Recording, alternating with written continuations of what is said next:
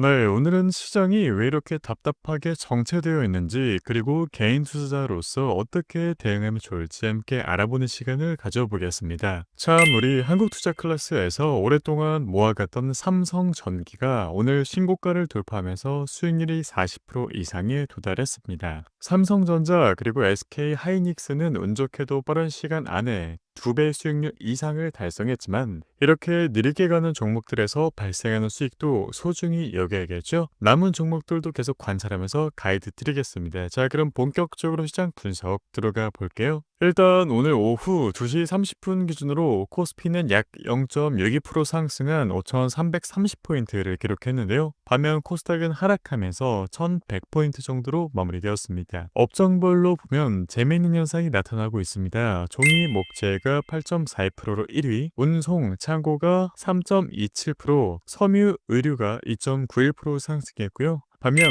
전기, 가스, 의료, 정밀기기, 운송장비 부품이 하락했습니다. 여기서 주목할 점은 외인과 기관이 동시에 순매수를 했다는 건데요. 코스피에서 외인은 1189억, 기관은 무려 5135억을 순매수했어요. 그런데도 대형주 상승세는 약화되면서 지수는 보합권에 머물렀습니다. 왜 그럴까요? 이번 주는 설 연휴를 앞두고 있죠. 그리고 미국에서는 중요한 경제 지표들이 줄줄이 발표됩니다. 오늘 미국 소비 지표, 내일 고용 지표, 그리고 13일에는 물가 지표까지 나오지요. 이런 상황에서 거대한 세력들의 경계 심리와 간망 심리가 높아지고 있습니다. 실제 최근에 30조 원 전후까지 올라가던 코스피 거래 대금이 10조 원대 후반까지 줄어들면서 거래량이 위축된 모습인데요. 특히 주목할 발언이 있습니다. 케빈 헬셋 백악관 경제위원회 위원장이 11일 발표될 고용지표가 예상보다 낮을 수 있다고 사전 경고를 했습니다. 인구 성장 둔화와 AI 생산성 향상을 이유로 들었는데 지표 발표 전에 이런 발언 자체가 사실은 이례적이에요. 부진한 고용지표는 우리 구독자님들도 아시다시피 금리 인하 기대를 높일 수도 있지만 파월 임기 내 인하 기대는 제한적이고 오히려 경기 우려를 자극할 수 있어서 시장이 경계하고 있는 겁니다. 그런데 흥미로운 건 코스피 지수는 횡보하고 있지만 업종별로는 순환매 양상이 뚜렷하다는 건데요. 건전하다는 신호이기도 합니다. 우리 실적 시즌을 소화하면서 그동안 주도주 역할을 했던 반도체, 우주, 방산, 조선 업종에서 내수 업종으로 수급이 이동하고 있어요. 구체적으로 보면 대형마트 새벽 배송 허용과 외국인 관광객 증가로 내수 회복 기대가 지속되면서 이마트, 롯데쇼핑, 현대홈쇼핑, CJ 대한통운 등이 상승했습니다. 그리고 지주, 금융업종도 강세죠. 분리과세 요건 충족을 위한 특별배당 기대가 부각되면서 신한지주, 한국금융지주, 하나금융지주, 우리금융지주가 일제히 상승했습니다. 항공업종도 주목받고 있는데요. 1월 인천공항 국제선 수송객이 688만 명으로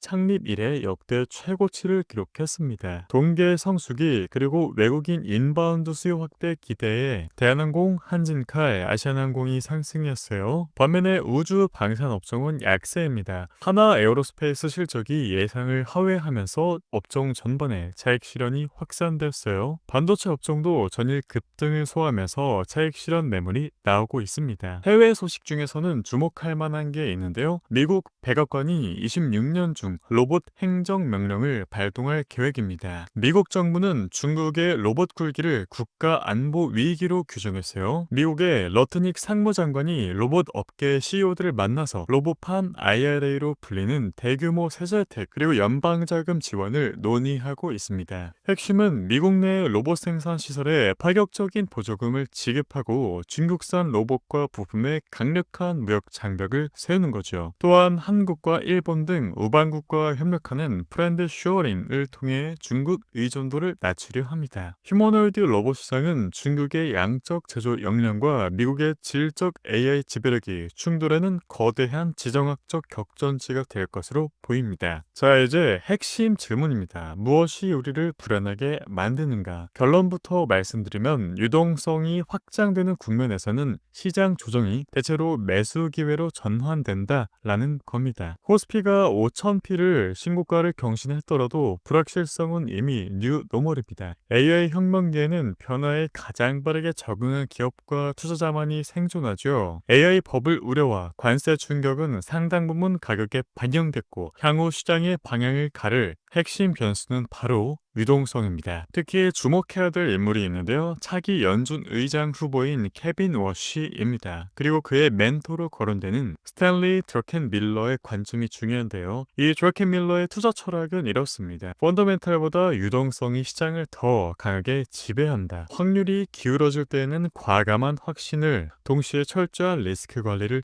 해라. 이 관점에서 레버리지가 가장 극단적인 디지털 자산인 비트코인은 위험 선호의 온도를 먼저 드러내는 선행지표로 부상하고 있습니다. 따라서 비트코인 가격에 의미 있는 반등 신호를 예의주시할 필요가 있겠죠. 자, 불안의 본질은 미지의 미래가 아니라 유동성 중심의 게임에서 적응 속도와 리스크 관리 역량이 만들어낸 격차입니다. 한국 증시는 호된 신고식을 치렀습니다. 삼성전자 주가가 하루 만에 10% 이상 급등락했고 일주일 동안 코스피에서 매수 매도 사이드카가 3차례 발동됐죠. 하지만 과거 조정해보면 교훈이 있습니다. 지난해 11월 AI 버블 우려로 코스피가 7.7% 하락했을 때 26 영업일 뒤에 이전 수준을 회복했는데요. 4월 상호관세 여파 조정에서도 7일 거래일 만에 회복했습니다. 두 번의 조정이 매수 기회로 해석될 수 있었던 바탕에는 유동성 확대가 있었던 점 입니다. 자, 그래서 결론입니다. 제 투자 전략은 명확합니다. 반도체, ETF 포함, 방산, ETF 포함, 코스닥 150, 레버리지 포함해서 첫 번째, 한국 경제는 반도체가 견인하고 있죠. 인구 감소와 내수 부진이라는 구조적인 숙제를 안고 있지만 반도체와 AI 기술력을 무기로 저력을 증명하고 있어요. 둘째, 코스닥은 연기금이 국내 주식 중에 코스닥 투자 비중을 10%까지 늘리는 것을 긍정적으로 검토 중입니다. 사실상 정부의 압박이죠. 그리고 셋째, 아직 코스닥은 ADR 과열권이 아닌 반면에 코스피는 ADR 과열권이죠. 그에 따라 코스피가 조정이 되면 반도체를 매수하고 코스닥은 코스닥 150 레버리지 포함해서 모아가기 전략을 유지하시길 권유드립니다. 이 전략만 유지하셔도 올해 상위 5% 안에 충분히 드실 수 있다는 것을 저는 단언할 수 있습니다. 오늘은 시장이 왜 답답한지 그리고 어떻게 대응해야 되는지 함께 알아봤는데요. 계속 이야기드리지만 핵심은 유동성이고 순환매 흐름을 읽는 것이고 리스크 관리를 철저히 하면서 확신 있을 때 과감하게 진입하는 겁니다. 만약 그게 어렵다, 난 안정적으로 꾸준하게 수익을 추가하고 싶다라고 하신다면 ETF 정답이고요. 우리 구독자님들의 성공적인 투자를 응원합니다. 구독, 좋아요, 알림 설정 감사드리고요. 다음 영상에서 뵙겠습니다. 감사합니다.